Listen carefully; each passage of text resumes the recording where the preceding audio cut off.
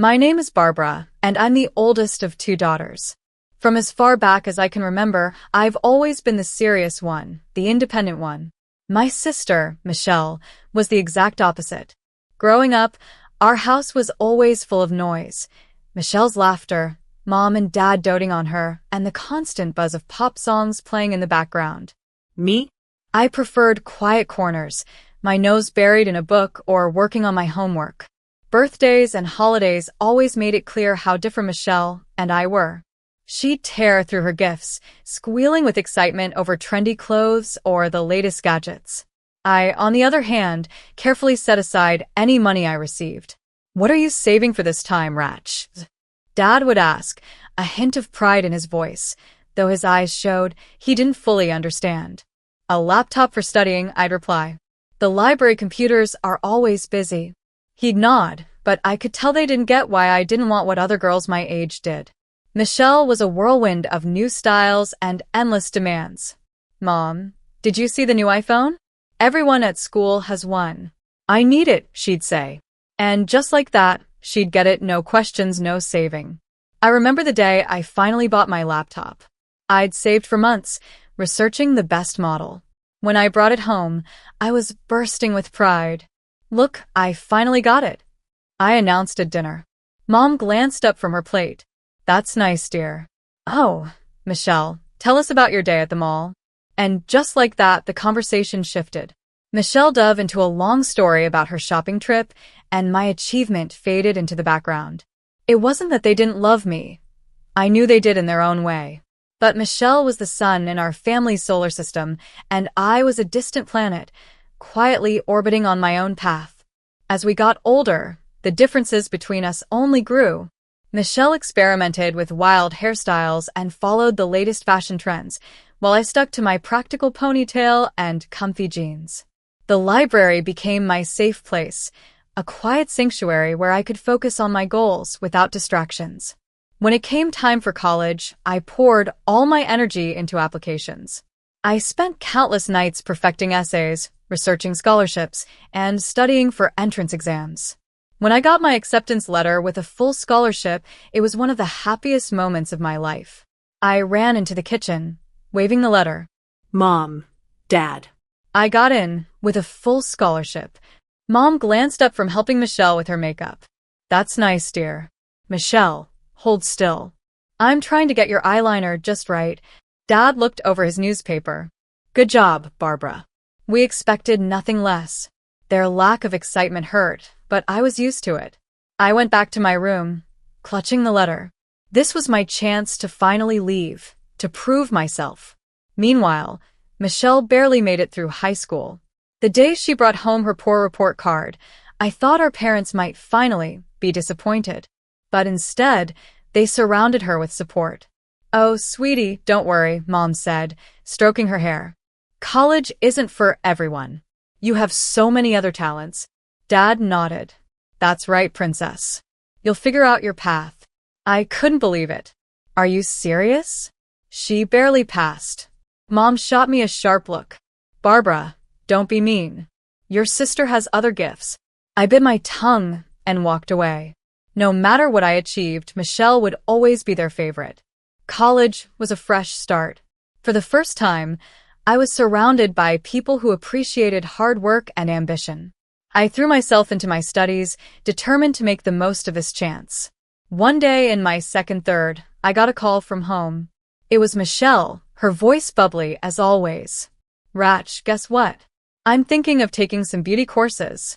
Mom and Dad think it's a great idea." I wanted to tell her about the research project I was working on or the summer internship I'd landed, but I knew she wouldn't care. After hanging up, I felt both frustrated and motivated. I was on my own path, and I was going to make it count. Years passed quickly. While Michelle jumped from one beauty course to the next without finishing anything, I graduated with honors. I got a job at a top company even before my diploma was dry. Moving into my own apartment was a bittersweet moment. As I unpacked my few belongings, I thought about how different my life was from Michelle's. She was still at home, pampered by our parents, while I was standing on my own, ready to take on the world. The first few months at my job were a blur. I worked longer hours than anyone else, determined to prove myself. Within a year of hard work, I was promoted to team leader. Excited, I called home to share the news. Mom picked up the phone. "Oh, Barbara, that's nice, but guess what? Michelle met the most wonderful boy. He comes from such a good family. We're all so thrilled." As she went on about Michelle's new boyfriend, my promotion seemed to disappear into the background. I hung up feeling deflated, but it only made me more determined. If my family couldn't value my achievements, I'd just have to achieve even more. I threw myself into my work with everything I had. Days turned into nights, and weekends became extra opportunities to get ahead. My hard work paid off. One promotion led to another, and before long, I became the youngest department head in the company's history. One day, Mr. Paul, the company owner, called me into his office. "Barbara, your work has been outstanding. We've never had someone rise through the ranks so quickly," he said with a smile. Thank you, sir. "I love what I do," I replied, beaming with pride. And it shows, He said. "That's why I want to offer you something special. We have a program for top employees, a chance to buy an apartment at a significant discount. You've earned it." The next few weeks were a blur of paperwork and planning, but when I finally got the keys to my new apartment, I felt like I was floating. I decided to host a housewarming party to celebrate with the people who mattered most. Since I didn't have much furniture yet, I bought some inexpensive plastic tables and chairs and set everything up with care. Even the disposable tableware matched the decor. It wasn't fancy, but it was mine, and I was proud of it. On the day of the party, my colleagues arrived first, bringing thoughtful gifts and warm congratulations.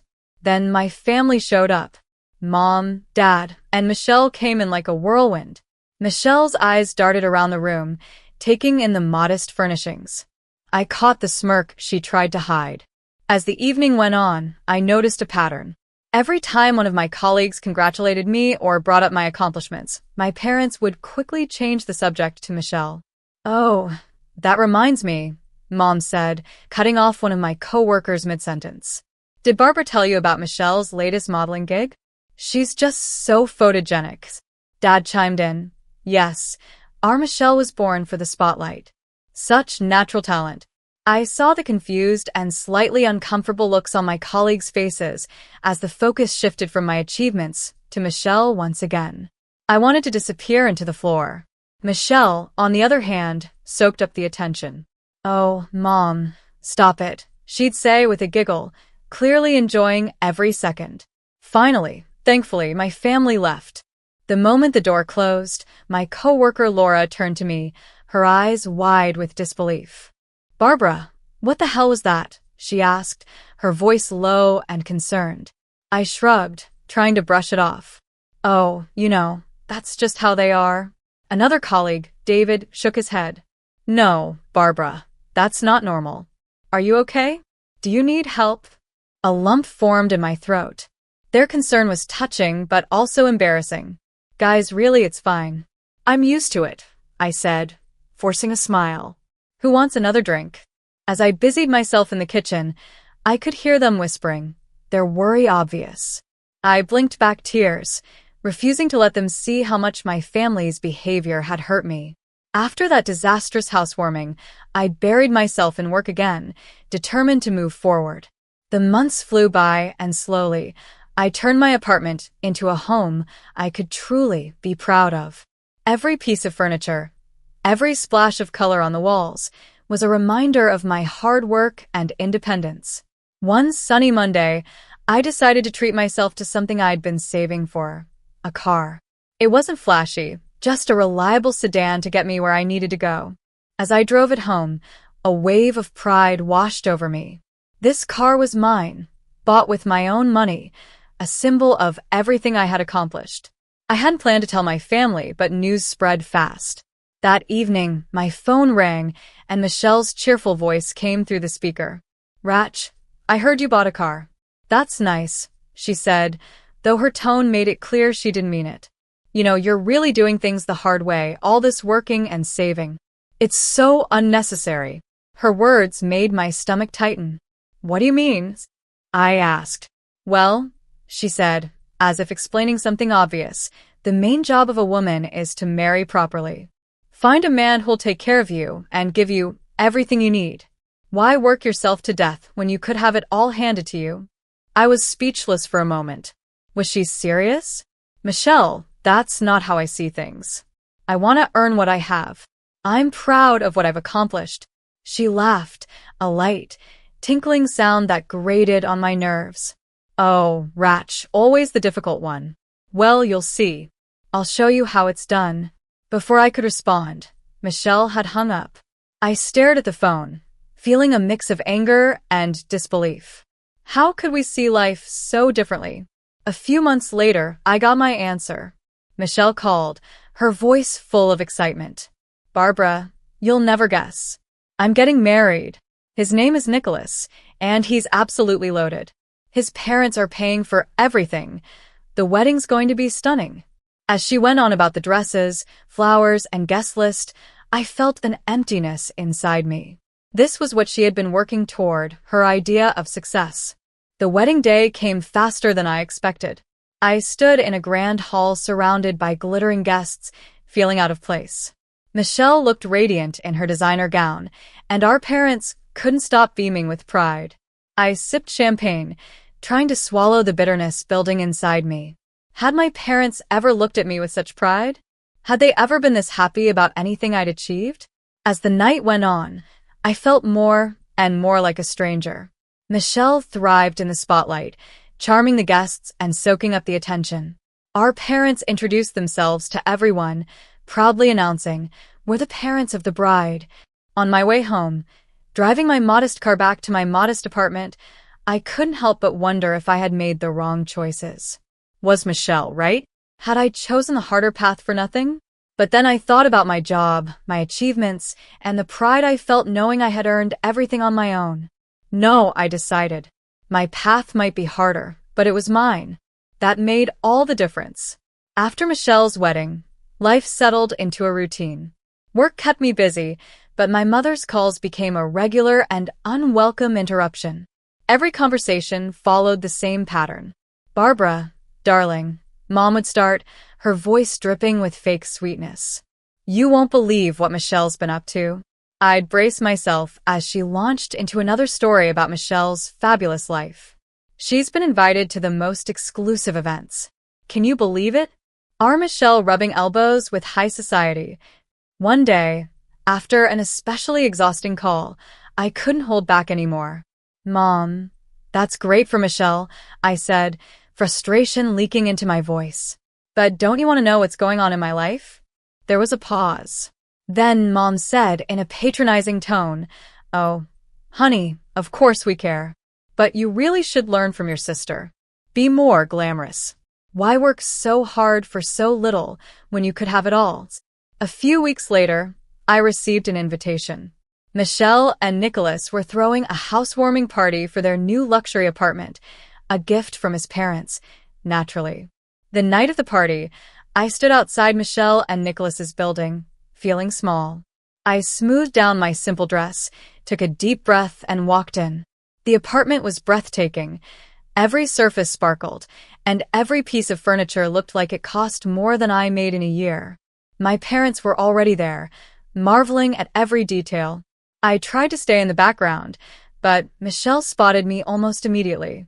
She walked over, holding a champagne flute, her eyes scanning me from head to toe.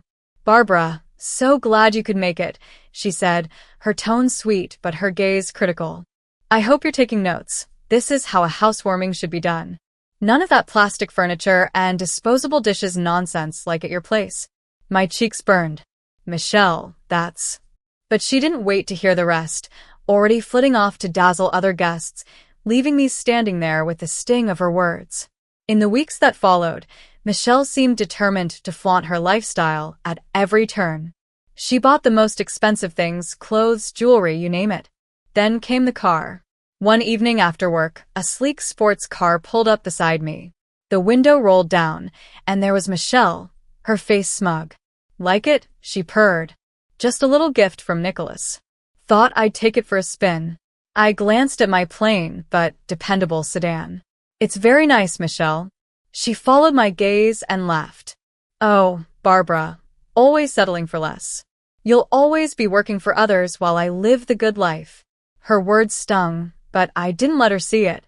3 years passed in a blur of spreadsheets, meetings, and promotions as I climbed the corporate ladder. Meanwhile, Michelle seemed happy hopping from one shopping spree to another.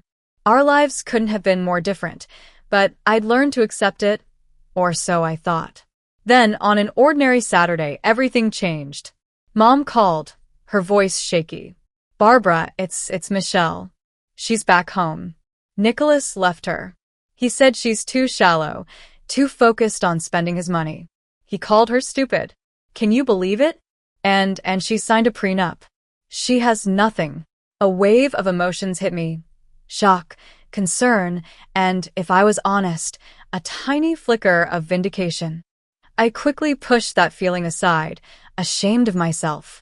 I'm coming over, I said, already grabbing my keys. When I arrived at my parents' house, it felt like stepping into a war zone. I could hear Michelle screaming from the driveway. Inside, it was chaos. Michelle was in the living room, mascara streaked down her face, her designer clothes disheveled.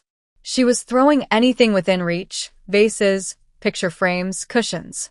He can't do this to me, she shrieked, her voice raw with anger and despair. I'm Michelle. I'm beautiful. I'm perfect, she cried, her voice filled with rage and tears. Mom and Dad hovered around her, trying desperately to calm her down. Sweetie, please, Mom pleaded. We'll figure this out. Dad will buy you a new dress, won't you, dears? Dad nodded quickly. Of course, princess. Anything you want. I stood there, watching this strange scene unfold, feeling like I had stepped into an alternate reality. This couldn't be how life was supposed to work, could it? As the days passed, Michelle's tantrums didn't stop. She'd cry for hours, then scream, then demand expensive gifts to make herself feel better. And our parents, eager to keep her happy, gave her everything she asked for. One evening, after another meltdown, I couldn't hold back anymore. Maybe, I said carefully, Michelle should consider getting a job. It might help her appreciate the value of money and give her something to focus on. The room fell silent. Then all at once, chaos erupted. Michelle's face twisted in anger. A job? Like you? Slaving away every day like some peasant, she spat, bursting into tears. She ran upstairs, slamming her door so hard the whole house shook. Before I could even process what had happened, Mom and Dad turned on me. How dare you? Mom hissed. Your sister is going through a terrible time, and you suggest she lower herself to your levels? I didn't mean it like that. I tried to explain, but they weren't listening. Get out, Dad said, his voice cold. Get out of this house right now. Mom pointed at the door. Out. And don't come back until you can be supportive of your sister. In a daze, I grabbed my purse and left. When I walked into my apartment, my sanctuary, I felt a strange mix of emotions. Sadness at being rejected by my family, anger at their blindness to Michelle's faults, and, oddly, a sense of relief. For the first time, I saw how toxic my family had been all these years. Life has a funny way of surprising you when you least expect it. Just days after the blow-up with my family, I got news that left me stunned. I had won a company contest. The prize? A 5-month, all-expenses-paid cruise around the world. In a moment of weakness, or maybe hope, I decided to call my parents. Maybe this good news could heal the rift between us. Mom, Dad, you won't believe it. I want to cruise around the world. The silence on the other end of the line was deafening. Then, my mother's cold voice broke through. Barbara, how can you be so selfish? Your sister is going through a terrible time, and you're bragging about vacations? I felt like I'd been slapped. I'm not bragging, I said quietly. I just thought I started, but Mom cut me off. If you had any decency, you'd give that ticket to Michelle, she said sharply. She needs a change of scenery. You can stay home and work, like you always do. Something inside me snapped. Years of frustration poured out all at once. No, I said firmly. I won this trip. I earned it. I'm not giving it up because Michelle made bad choices. I'm going. The next few weeks were a blur as I got ready. I packed my bags, sorted out everything at work, and on the day of departure, I did something I'd never done before. I turned off my phone. For the first time in years, I felt free. The cruise was everything I had dreamed of.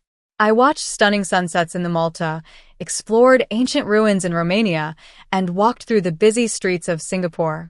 For 4 incredible months, I was just Barbara, not the responsible older sister, not the family disappointment. Just me. But all good things must end. When the ship docked back home, reality hit.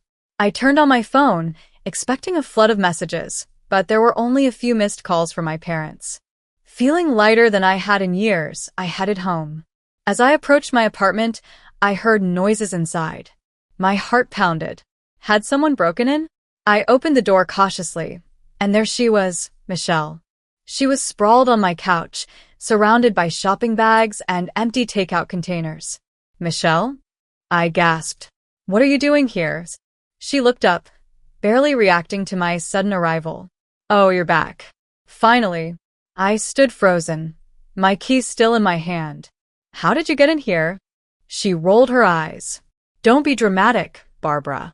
I used the spare keys you left with Mom and Dad. I needed a change of scenery. Everything at home reminded me of, I stared at her, speechless. This was too much. I needed air. I'm going to the store, I muttered, grabbing my car keys and heading outside. But when I got to the parking lot, my car was gone. Panic set in as I called my parents. Mom picked up, her voice overly cheerful. Barbara, dear. How was your trip? Where's my cars? I cut straight to the point. There was a pause, and then Dad came on the line. We sold it. The world seemed to spin. You what? Michelle needed cheering up, Mom said casually, as if it was no big deal. We used the money to take her shopping and to the spa. I couldn't believe what I was hearing. What I was hearing felt unreal. That was my car. You had no right. I yelled. Dad's voice cut in, stern and dismissive. Now, Barbara, we're family. What's yours is ours. Don't be selfish. Something inside me snapped. Years of frustration, resentment, and anger poured out. Selfish? You stole my car, invaded my home, and I'm selfish? I want my money back, now. Their reaction was instant and harsh. They called me heartless, ungrateful, a disappointment. The words stung, but for the first time, they didn't break me. I hung up the phone, marched back into my apartment, and found Michelle still lounging on my couch, completely unaware of the storm inside me. Get out, I said, my voice quiet but firm. Michelle looked up shocked. What? Get out. Now? She tried to argue, to manipulate me like she always did, but this time, I didn't budge. For the first time, I put myself first. The next day, I hired a lawyer and sued my parents for the value of my car.